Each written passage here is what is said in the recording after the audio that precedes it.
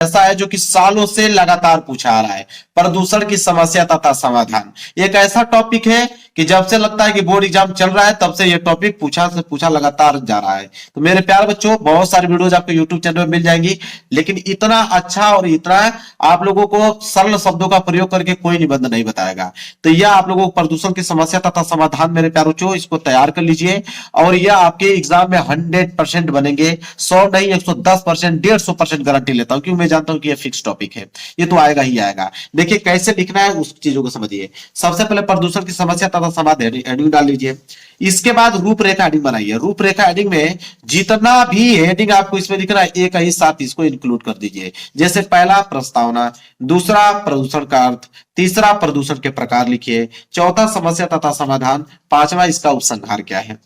5 heading में इसको व्यक्त करना है। एक लाइन का गैप छोड़िए, फिर पहली हेडिंग डालिए प्रस्तावना, ठीक है। और फिर इसके बाद क्या करना है आपको, स्केल की सहायता से इसके नीचे अंडरलाइन कर दीजिएगा। इसके नीचे अंडरलाइन करना मैं कर देता हूं। देखिए यहाँ पे आपको क्या कर देना, लाइनिंग जरूर से जरूर खींचना है ताकि दिखने में अच्छा लगे आप लोगों का निबंध। प्रस्तावना, देखिए प्रस्तावना में बहुत सिंपल शब्दों का प्रयोग किया मैंने कि आजकल प्रदूषण की समस्या बहुत ज्यादा बढ़ रही है। इस समय हमारे सामने सबसे बड़ी चुनौती पर्यावरण को बचाने का है, क्योंकि पानी, हवा, जंगल, मिट्टी। अब यहाँ पे इसको ब्लैक पेन से आप लिख सकते हो, पानी को, हवा को, जंगल को, मिट्टी को ब्लैक पेन से लिख दो, हाईलाइटेड पॉइंट हो जाएगा। पानी, हवा, मिट्टी, जंगल आदि सब प्रदूषित हो चुका है। यदि हमने इस असंतुलन को दूर नहीं किया तो इतना पॉइंट आपको प्रस्तावना में लिख देना है। देखिए कितना सरल शब्दों का प्रयोग किया गया, याद भी हो गया होगा आप लोगों को, ठीक है। चलिए एक लाइन का गैप छोड़ना है और एक लाइन का गैप देके आपको दूसरे डालना है प्रदूषण का अर्थ। और इसको भी देखिए, इसको आप स्केल की सहायता से इसके नीचे अंडरलाइन करें ताकि दिखने में जो है बेहद अच्छा लगे।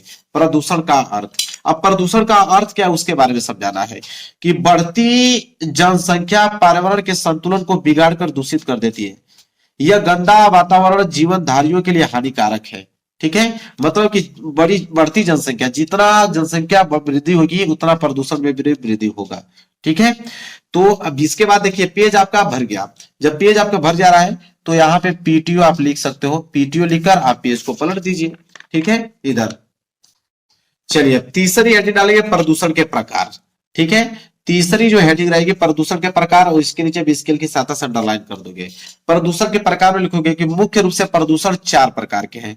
कौन कौन से, तो पहला है आपका वायु प्रदूषण, ठीक है। अब वायु प्रदूषण हेडिंग डाल लेना और वायु प्रदूषण के बारे में कुछ ना कुछ लिखना है। जैसे वायु प्रदूषण में लिखोगे कि यह सबसे खतरनाक प्रदूषण है। वायु प्रदूषण का मुख्य कारण उद्योगों और वाहनों से निकलने वाला धुआं है। जो गाड़ियां आप चलाते हैं उसके पीछे से धुआं निकलता है, वो वायु में जाके मिलता है। उसके सारे जो हम लोग ऑक्सीजन लेते हैं, सांस लेते हैं, उसके अनुसार हमारे शरीर में अंदर जाता है, बीमारियां फैलती हैं। और बड़े बड़े उद्योग जो है, फैक्ट्रियां, उनसे चिमनियों से निकलने वाले धुआं वायु में मिलता है और वायु को दूषित कर देता है।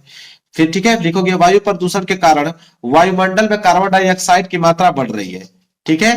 क्योंकि ऑक्सीजन की मात्रा बढ़ती तो अच्छा रहता है, क्योंकि हम ऑक्सीजन लेते हैं, और कार्बन डाइऑक्साइड की मात्रा बढ़ रही है। इससे पृथ्वी के ऊपर की ओजोन परत का सुरक्षा चक्र पूरी तरह से प्रभावित हो रहा है। बिल्कुल सही बात है। देखिए अब इतना सिंपल शब्दों का प्रयोग है, तुरंत याद भी हो गया होगा आप लोगों को। एग्जामिनर पूरा का पूरा नंबर देगा आपको। एक लाइन का गैप छोड़िए, फिर दूसरी हेडिंग रहेगी जल प्रदूषण, ठीक है। इसके बाद जल प्रदूषण यहाँ पे हेडिंग डालोगे और लिखोगे जल प्रदूषण के बारे में कि उद्योगों और घरों से निकला हुआ कचरा कई बार नदियों और अन्य जल स्रोतों में मिल जाता है, जिससे यह उन्हें प्रदूषित कर देता है। जल प्रदूषण के कारण अनेक बीमारियां पैदा होती हैं। मेरे प्यार जो जल प्रदूषण जो है, तो वही कह रहा मेरे प्यार कि उद्योगों से जो कचरा निकलता है और घरों से जो कचरा निकलता है, तो वहां पे क्या होता है कि वो जाके नदियों में मिल जाता है, और नदियों में मिलने के कारण जल को क्या कर देता है, उसको दूषित कर देता है, ठीक है। और उससे जल जो है प्रदूषित हो जाता है मेरे प्यार बच्चों, और उससे अनेक प्रकार की बीमारियां होता है। जैसे कोई जीव है उसको पानी पी लेगा तो उसको बीमारी हो जाएगा, या कहीं आप नदी में नहा लेते हो तो इन्फेक्शन हो जाएगा, ठीक है। एक लाइन का गैप छोड़ के आप डालोगे मृदा प्रदूषण अगला, और इसके नीचे भी आप स्केल की सहायता से अंडरलाइन कर दे, दिखने में अच्छा लगता है। तो मृदा प्रदूषण के बारे में देखो, छोटा सा लिखोगे कि मिट्टी में होने वाले प्रदूषण को मृदा प्रदूषण कहते हैं। यह मुख्यतः खेती में अत्यधिक कीटनाशक का उपयोग करने से या ऐसे पदार्थ जिसे मृदा में नहीं होना चाहिए उसके मिलने पर होती है। अब पता है कितना आसान शब्दों में लिखा गया है।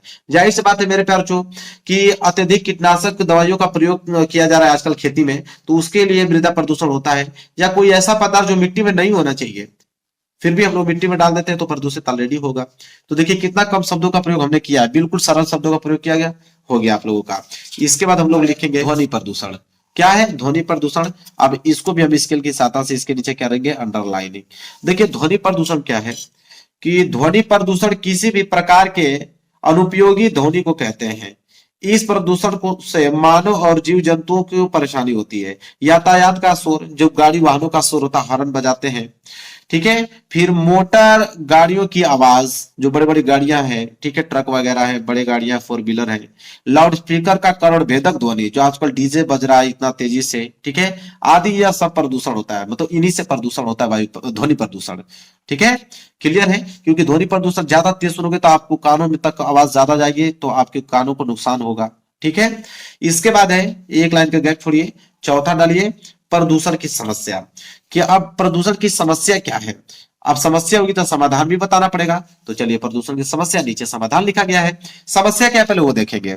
लिखेंगे प्रदूषण के कारण मानव के स्वस्थ जीवन को खतरा पैदा हुआ है। प्रदूषण के कारण मानव खुली हवा में सांस लेने के लिए तरस रहा है। प्राकृतिक असंतुलन पैदा हो रहा है।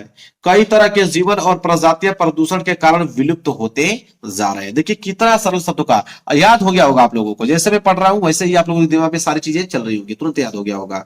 तो प्रदूषण की समस्या तो आपको समझ में आ गया, ठीक है, कि वायु में हम लोग वायु में हम लोग अच्छे से सांस भी नहीं ले पा रहे हैं, इतना वायु प्रदूषण हो जा रहा है, ठीक है। और कई तरह से जीवन प्रजातियां प्रदूषण होने से कारण विलुप्त होती जा रही है। ये सारी चीजें मेंशन आपने कर दिया। एक लाइन का गैप छोड़िए। प्रदूषण का समाधान, जब समस्या है तो उसका समाधान होना जरूरी है। बिल्कुल समाधान होगा, कैसे देखिए। लिखेंगे प्रदूषण कम करने के लिए हमें लोगों में जागरूकता पैदा करना होगा, क्योंकि सिर्फ आपसे प्रदूषण नहीं सुधर सकता है, बहुत सारे लोगों को ये सारी चीजें आपको कम करना पड़ेगा। कौन कौन सी चीजें? वनों के विनाश को रोकना होगा, मतलब कि जो पेड़ पौधे हैं उन्हें काटना बंद करना होगा, ठीक है। अधिक से अधिक हमें पेड़ लगाने होंगे। वर्षा के जल को संचित करके उनका पुनः उपयोग करना चाहिए, क्योंकि पानी का भी ज्यादा उपयोग न करें। प्रदूषण के खिलाफ अभियान चलाने होंगे कि कैसे हम प्रदूषण को बचा सकते हैं, उसके बारे में हम लोग नॉलेज दें, लोगों को जागरूक करें कि हाँ प्रदूषण को कैसे कम किया जा सकता है, ठीक है। पांचवी हेडिंग हो गया। अगली हेडिंग देखिए। अगली हेडिंग है उपसंहार। लास्ट हेडिंग है उपसंहार। उपसंहार में लिखोगे कि प्रदूषण एक बहुत गंभीर समस्या है। प्रदूषण कम करने के लिए हर व्यक्ति को अपने स्तर पर प्रयास करना का आवश्यकता है। हमारा कर्तव्य है कि हम प्रदूषण के खिलाफ अपना योगदान देकर पर्यावरण की सुरक्षा करें। देखिए आप सिंपल, बस मात्र 7 से 8 मिनट में पूरा डिटेल में मैंने समझा दिया। एग्जामिनर जो है 1 नंबर नहीं काट सकता अगर इस तरह आप मेरे प्यारे बच्चों लिखते हो प्रदूषण की समस्या तथा समाधान पे निबंध। तो क्लियर है, जरूर तैयार कर लेना। कल तो